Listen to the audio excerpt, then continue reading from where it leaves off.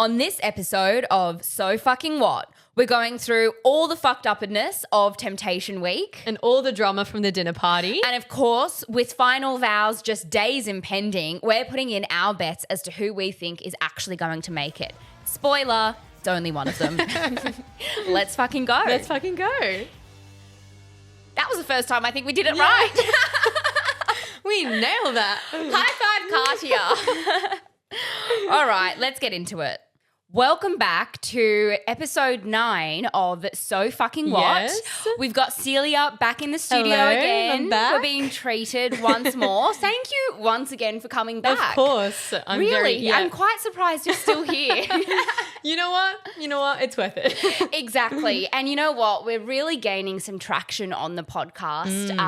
And I think the real affirmation of that was our very first hate comment this morning where a middle-aged man told us that we gave him the ick. So I'm counting a win as a win. Yes. So thank you for helping me on this track so far. Yeah. So we are in the final week of MAFS. Can you believe we're here? I know. Crazy. So much has happened. Like it has gone on forever, but at the same time, I still remember the actual first wedding was like me yesterday. too. Yeah. It's so bizarre. So bizarre. Right? Thank fucking God. I mean, look, I know after 1 week I'm going to be in MAFS withdrawals and be like, okay, what am I actually going to do Sunday to Wednesday now? Yeah. But there is a small part of me that is ready to let this ship sail. How do you feel about it all? I think like I'm going to be relieved once it's over. I'm going to like, Sunday afternoon, just finished work. What am I going to do now? But then I'll probably, give it a month and I'll start missing it and be like, I need drama, I need the tea. I've not watched any of the previous 11 seasons and I can just see myself justifying a month for each, MAFS season now. We can't escape. We're officially in there. Anyway, K Sarah, let's talk. It is obviously the final week and I think what everyone's thinking about right now is whatever the fuck that Temptation Week was. My God. Because that was crazy. Sickening. Yeah. World first, which not really surprised there. For those who haven't watched it, which is probably no one that's actually listening to this podcast, the MAFS experts are in italics and have decided that the best thing for these couples in their final week of being on the experiment would be to tempt them with a potential backup match that might be more compatible. What are your thoughts, comments, queries? Fire away. I kind of love it. It's so good. It might be controversial, so but I loved it and I thought, you know what, this is perfect. This is a perfect test because it's true. This can happen probably in the outside world and I just think it's a perfect final test for them before they commit to each other. In what world does this happen in the outside world? Oh, someone gives them a bit of attention. They're like, oh, I'm interested testing to a see. wondering eye. Yeah. I Or you think get like it's a DM. really messed up because there is a part of me that places myself into that position and goes, well, what would I do? I feel like I'd kind of resonate with Jamie and be like, well, I'm a nosy Curious, bitch. Like, yeah. I just want to know. But yes, most failed. What do you think? What's your take? What do you think you would do if you were in that situation? I did think about this. It just depends how, committed I am in this relationship. It just depends how I'm going with my husband. If I was in a Ree and Jeff situation, it would be an absolute no for me. I wouldn't see a point. I'm really happy with my partner and things are going well and it would hurt their feelings. But if I was in a situation like Adrian and Athena, 100% I'd go. Yeah, babes, Because if I knew, like Athena said, she knew that Adrian was going to partake in this task, then, you may as well go and do it yourself. So I was like, I would do the exact same. Yeah, exactly. I think you're absolutely right. I think it comes down to the level of closeness that you two are at. Yeah. And I think a lot of that would also be a behind closed doors chat. Not that they were able to talk to each other beforehand, but I think at the point that you've had a conversation with your partner that, you will be continuing this on the outside. Like, let's be real. I don't think that many people are blindsided by the time it comes to final vows, right? So if there is that conversation that things are going well enough to continue it on the outside, like it is a date. It is. It is a date. It is, yeah. So I think people like TJ and Beth made sense. Don't think they kind of fucked up or had some sort of moral dilemma there. But shall we get into, you know, who we're all talking about today, the biggest loser of them all, just for this week. You know, it's on rotation. You know, pick a number. You'll always make the queue eventually. Paul, what the fuck? I know. Again. Paul. Can I just say it really annoys me that he's French. As someone who's French, I had so much anger and I was like, why? Look, Frenchmen are known to, you know. Have a wandering eye. He's literally fulfilling the prophecy of his life. But it just bothers me because there's so many stereotypes out there and I was like, you know what? Paul's a good man. He's treating Karina well. He's French. He's sexy. I love that. But damn it, he ruined it for all of us. The French took over. You can take the boy out of France, but you can't take the France out of the boy. Oh, my God. My God. What a dumb fucker. Stupid. I mean, look, you know, that's harsh. I think he's actually just not really. I just don't think he got it. And I don't think he saw it was such a big deal. And look, we have heard that the producers very much encouraged everyone to go on then. Very much pitched them like this is a task that you have to do. That being said, not everyone went. And so you can't, you know. I just am like, why? Why? Especially because Karina's morals are she was so upset with the partner swap and she was so upset when he, you know, told her something that she said behind, you know, like behind the back and everything. So it's just like it doesn't make sense, especially for someone like Karina to do something like that. It doesn't make any sense. The shot of her folding his undies and cleaning their house while he's on this stupid date. Oh, my God. Oh, my God. I have so much respect for that woman that he went on a date with. Like, literally slay. Like, she was like, he's giving cheating vibes. Like, why would I be with someone who's questioning, you know, the relationship and being here to meet me? I'm like, I agree. I think everyone but Paul was confused as to why he was there. Like, it made zero sense. It made zero sense. If I had $1 for every time the word curious or curiosity was said in either that episode or the episode the night after, my God, I know. Retire very wealthy. Seriously, like to what point can you just go, oh, I was curious. Like, why were you curious is the question. So I guess my question for you is, do you think he was genuinely just making a stupid choice or was there a part of him that maybe thought the grass might be greener on the other side? I think he thought that the grass might be greener. Yeah. And I think because the date went so badly, then he was like, oh my God, thank God. I really like Karina so much. He was so happy to see her. It reaffirmed his feelings. Yes. But, you know, with the past of what's happened before, you can kind of tell that he doesn't like some of the comments Karina made and he thinks she's judgmental and all these other things. So there's a bit of him that doesn't think that she's the one for him. So he definitely thought the grass was greener. That's really an interesting take. It's almost like he went on it for validation. And while it worked in Karina's favor in the end, the fact that he feels like he still needs to go and receive that far into dating is the red flag in itself. And I think obviously that's one of the reasons why Karina was upset, because as we saw at last night's dinner party, she even said, well, what if she was your type? What if she was hotter? Like, would you have just upped and left? Would that have validated you to kind of go, all right, this, you know, Karina's not the one for me? I struggle to believe that it's just innocent curiosity. Me too. I really do. And I don't believe it was the case for Jamie either. I don't think you can realistically at this stage of the experiment just go, oh, I just want to know. Like, let's be real. The MAFS experts matchings aren't exactly the most scientifically backed successful things. It would be different if they had a really strong track record and you'd be like, this could be someone that is amazing match.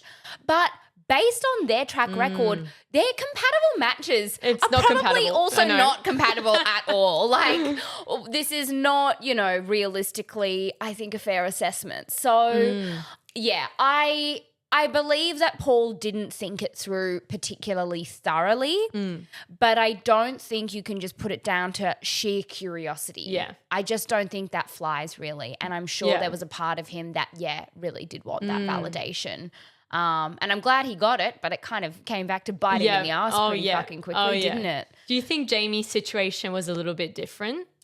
My theory is that Jamie was trying to make Dave jealous. Interesting. I think that because she kind of has he has the upper hand in the sense of he likes her, he doesn't like her. She's feeling emotionally vulnerable, and I think she wanted to kind of almost one-up him in that regards.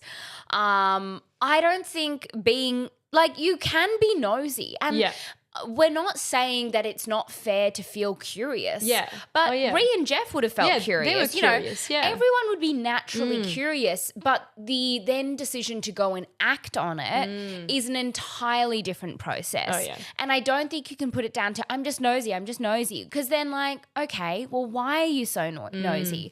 My theory with Jamie and Dave, and Jamie in particular, was that, I think she wanted to try and make maybe Dave feel a little bit insecure in the way that she's obviously felt insecure the past few weeks in their connection. What do you think? The thing is, Dave didn't have any reactions to it. I know. He was so chill, which is, I don't know if that's the reaction Jamie wanted out of him. Exactly. So I think it's really confusing. It's so interesting that you say that, because as that was going down, I was like, if I was in Jamie's position, let's say I had done that to purely just light a fire under my partner's ass, I would have felt very alarmed that he actually, if anything, just found it funny. Yeah. You should care more at this stage of the experiment. I know. And I was surprised that it didn't really turn into even a plot line at all. Because I feel like Jamie would have picked up on that and been like, well, why are you so cool about it? Maybe the fact that she did get stood up and it was kind of funny made the whole thing a bit embarrassing. But still, I would say that's, and maybe Dave didn't want to make it a deal because he doesn't really have a standing in the matter right now, because he has literally just crawled out of the doghouse himself. So maybe that's why it wasn't a thing. But I would definitely have been weirded out by my partner just being like, haha, you went on a date with someone else. Yeah, I'm just surprised at the dinner party how everyone was, making sure Paul was taking accountability, but no one really questioned Jamie. As soon as Jamie was like, I'm just a nosy bitch, you're kind of like, okay, but why? No one really questioned her. Yeah. And I think maybe it's because Dave, hurt her in the past, and, maybe she had more of a valid reason. I don't really know, but I did find it a little bit weird. As much as I love Jamie, I did find it a bit weird how no one was really asking her why.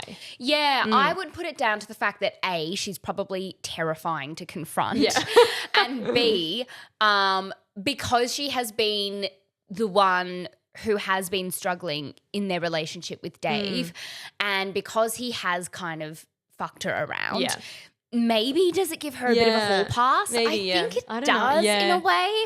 If that had never happened and Jamie went on that, I think that would be a bigger problem. Yeah.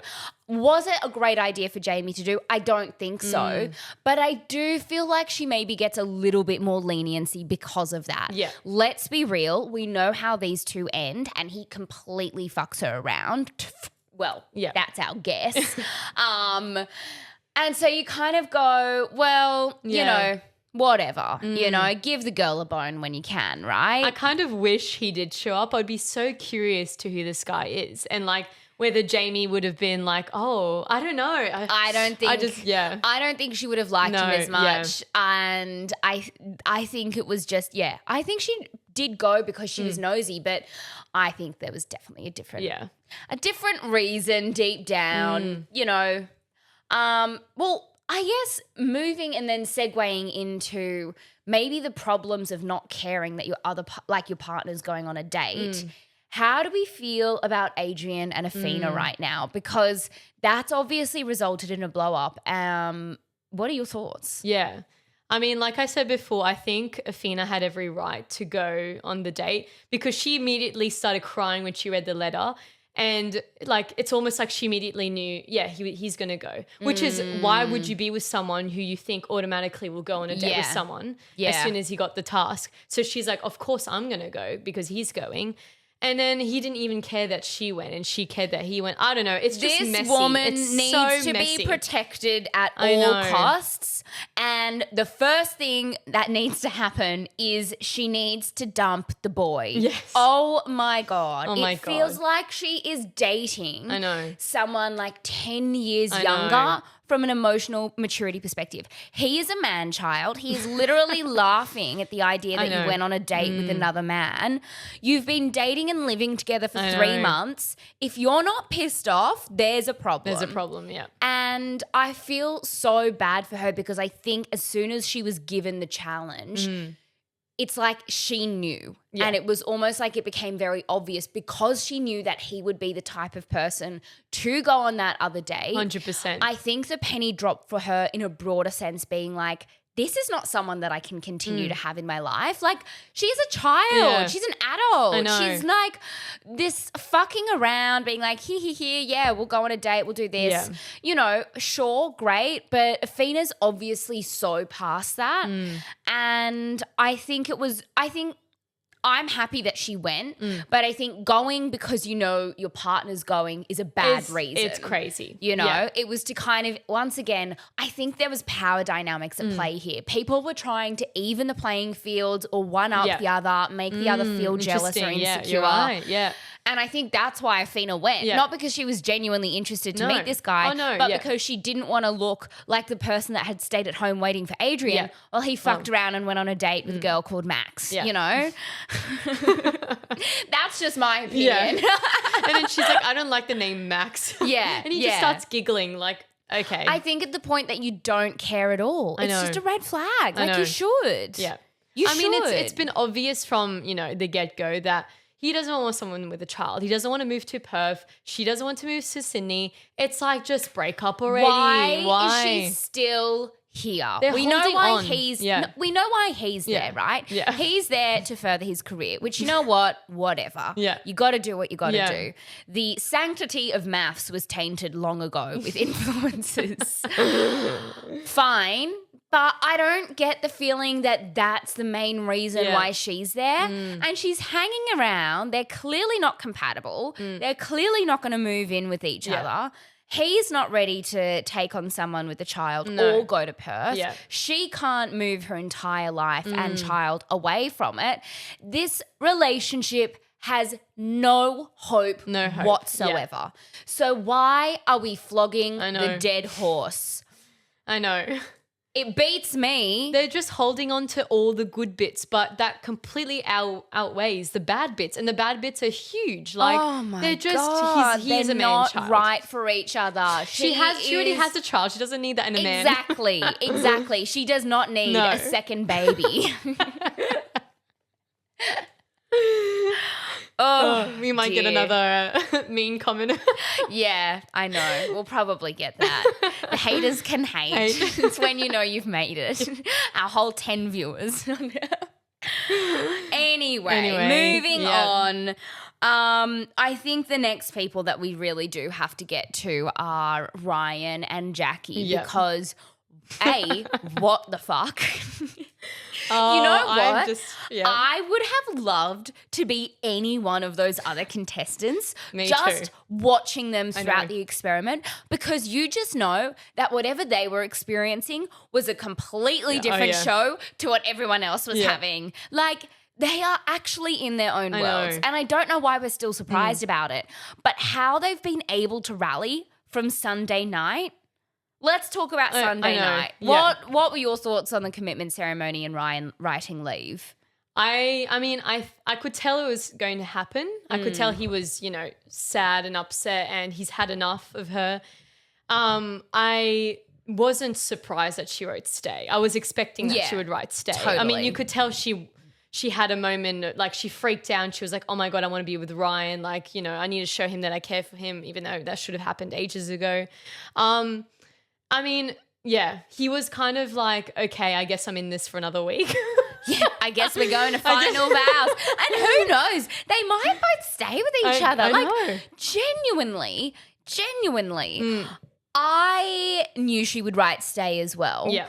I still can't tell whether Jackie is just fully trolling this experiment or not. Yeah. I feel like she is, but she's good at it if she is. Yeah. Because I'm just like, is this acting? Is it not? I'm so confused. I know. I feel like Ryan made so much sense on Sunday night at the same way he did at the dinner party.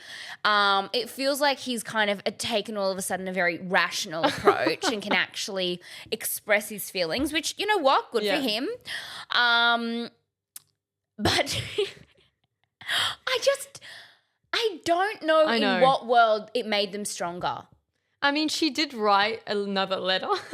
Letter. I know the letter about all good things like about Ryan, but it was like, I love your posture. Ryan, I love that you are so manly. Like, she could not. I struggle to believe that she was not just taking the piss. But he was loving it. He was like, wow, she thinks this of me. I do have good posture. Well, she's right. I'm glad she realizes after all this time. And then her going on the date and giving her number to that guy. I know. She's a queen. I know. Honestly, that woman is single-handedly carrying this season. The producers were like, oh, did you tell Ryan about the number swapping? And she's like, well, he didn't ask. I know. It's so good. When is he going to ask if she swapped numbers with the date? I think the MAFS producers knew that they would be like a chaotic couple to start with. I don't think anyone could have realised how out of control they could be. Like, you couldn't script it. No. And I thought that we would understand them more towards the end of the season. When we think about it, we've had 36 episodes watching them. That is a lot of hours watching Jackie and Ryan. And for some reason, I feel even less close to understanding either of them as people than I did at the start.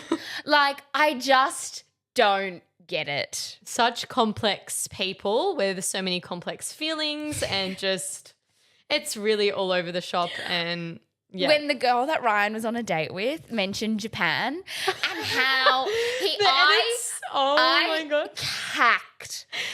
The edits of him with the sword. You've got to give it to the MAFS producers. They did well. They've done really well. They have nailed the editing of this season. They fucked up in other areas. But in the places that matter, I feel like they've done a good job. I wonder how they got him to be like, can you grab your sword and just like it's pretend like you're the light in his eyes came and he's like, my opportunity to talk about this samurai. I need to look into like these samurai swords because clearly they mean something. I mean, I'm going to Japan in 2 weeks. Maybe I should grab one and bring one home. I think you should. Oh, dear. So now we get to Beth and TJ. I mean, I'm surprised that she thought, that he would go on a date and then just get a revelation that suddenly, wow, I really like Beth. It's like, no, that's not how it happens, works. I know. I think at that point where you're feeling and like that in the pits, you've just got to call it because otherwise, and I'm not saying Beth should be embarrassed, but it gets embarrassing. Like, honey, you are waiting around for this guy. He's just not that into you. It's time to call it. It's time to call it. I feel like apparently he has gone on a second date with that woman. Really? Really interesting. Yeah. Wow. I think he's a bit of a serial dater from what we've seen on like his time in Big Brother and he slept with Jamie before the season as well. I saw like something about her saying that. Yeah. I don't know where, but that is crazy. Yeah. Yeah. I just think Beth needs to cut her losses. He has fucked her around a bit and I just don't think he's had a clear idea and I think that's that. Yeah. You know, go home. Go back to your family, she's a nice girl. No, like we but like her, but it's like, just, And the thing is that they have drama, but it's still just not like interesting enough to really care about it all that much. Like they just need to leave. Yeah. It's time. What are your thoughts on the Irish guy that she went on a date with? Ocean. I don't know. Yeah. Neither here nor there. I don't think she liked him very much. Yeah, the banter was a bit weird. It was very like picking on each other, making fun of each other. But like, do you do that straight away on your first date? That's it was a like bit fun to an extent. And then you're like, A, okay, bro, you're literally a stranger. B, we get the shtick. Yeah. Like, you're sarcastic. I know. We get it. You don't have to keep showing us. Like, I didn't really think the only intruder that I thought was an interesting person was Tim with Athena. Yeah. I kind of could see that. Yeah. I feel like they made a lot of sense. He was He really seemed nice. really nice. Yeah. He was apparently supposed to be a groom on this season. Right. Yeah. And then there was just a few admin things. Things changed Right, again. yeah. And he ultimately didn't go on. I wouldn't be surprised if he returns as a bride. As a groom for next season. Yeah. He seemed to kind of have the MAFS flair, right? Yeah. And I thought they were very compatible. I don't know. I just got good vibes from them. I feel like that made infinitely more sense than Adrian and Athena from the 100%. get-go. I mean, he was already asking her questions about her son. And she hadn't, when I have never heard Adrian ever ask her a question about her son or anything about her son. I know. Which is really sad. It's just so bizarre. Yeah. It's just so bizarre.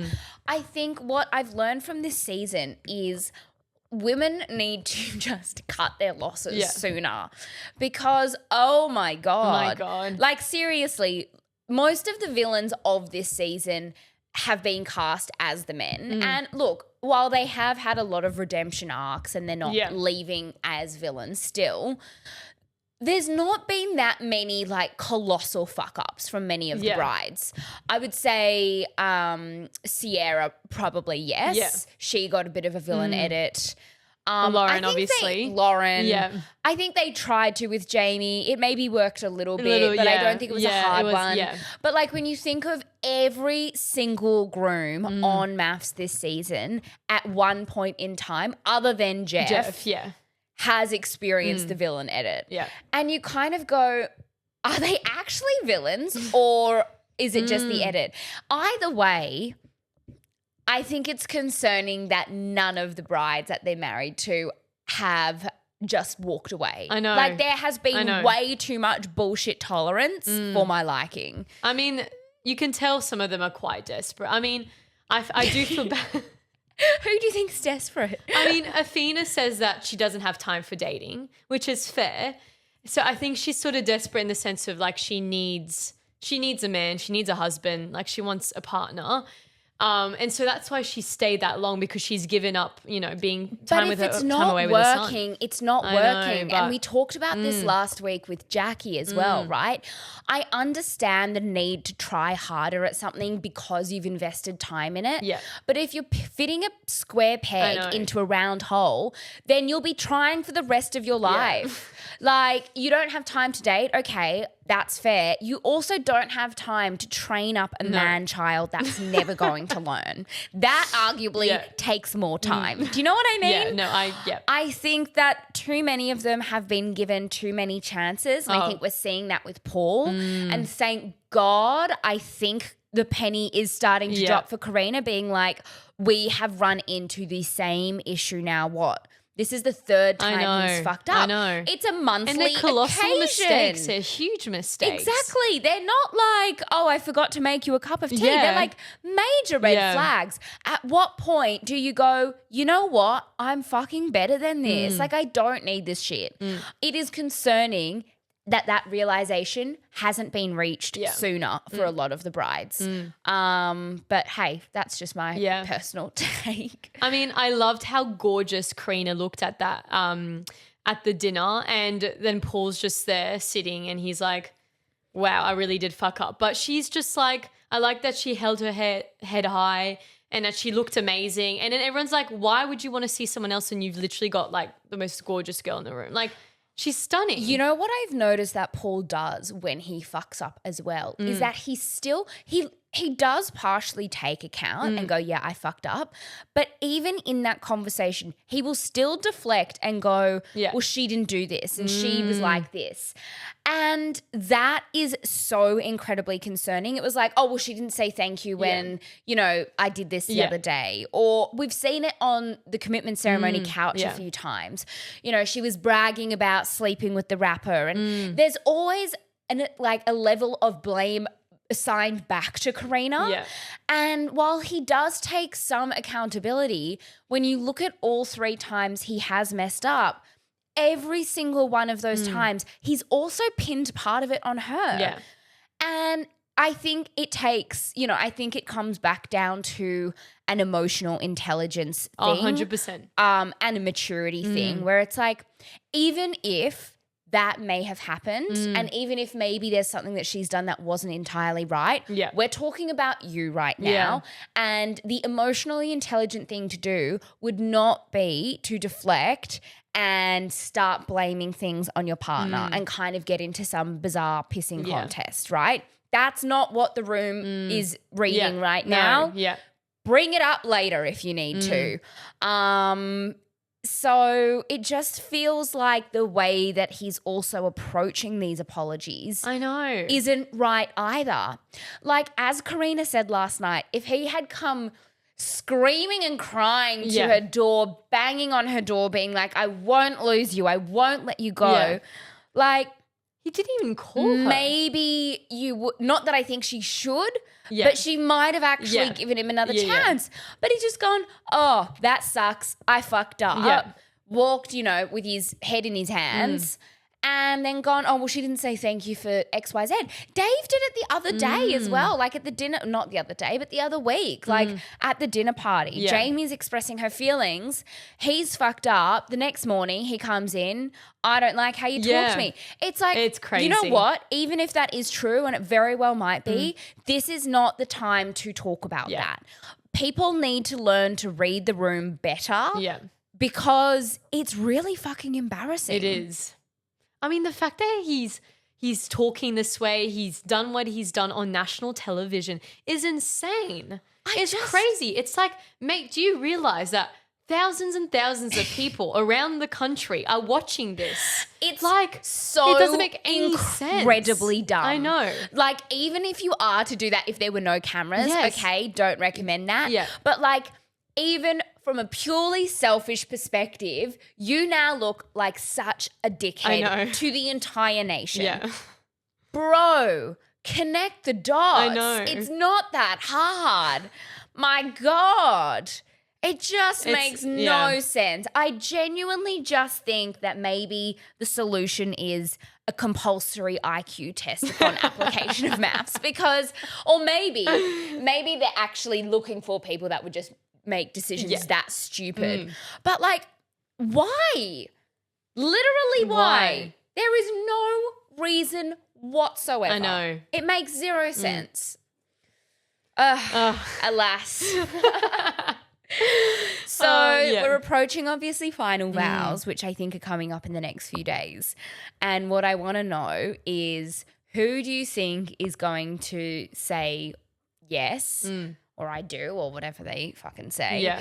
And who do you think I do again? I want to be married to you and again. Who do you think, I'm not going to say leaves because they're all leaving the experiment. And who says sayonara to their partner? Yeah. So let's go through.